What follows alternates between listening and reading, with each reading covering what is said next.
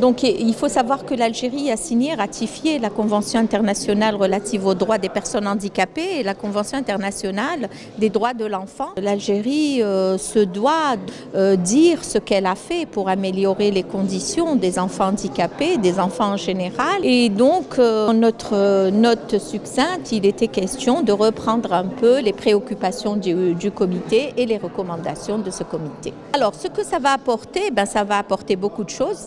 D'abord, c'est une identité.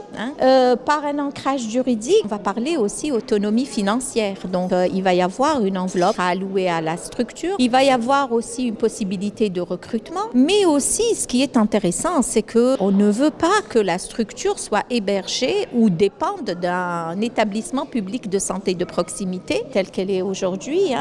Nous dépendons de l'EPSP de Draria. Et ça ne répond pas aux missions. Et ce n'est pas en conformité avec les missions de la structure neurodéveloppement de Baba Hassen. Donc aujourd'hui, nous voulons un autre statut, un statut peut-être autonome, parce que ce qui est intéressant, c'est renforcer Baba Hassen, renforcer les compétences des acteurs aussi de la périnatalité qui travaillent au niveau de Baba Hassen, et également penser à une perspective de démultiplication. Alger, c'est pas l'Algérie. Déjà, au sein d'Alger, une structure ne suffit pas et il faut en avoir plusieurs, mais au niveau du territoire national, il faut aussi penser à créer d'autres structures. Ce qui est aussi intéressant, c'est mettre et positionner Baba Hassen comme une structure de référence. Pour les professionnels qui prennent en charge les enfants, nous sommes en manque des spécialités paramédicales. Par exemple, nous n'avons pas assez de psychomotriciens, nous n'avons pas assez d'orthophonistes, de kinésithérapeutes. Donc, il y a un ensemble de professionnels qui interviennent autour de cet enfant.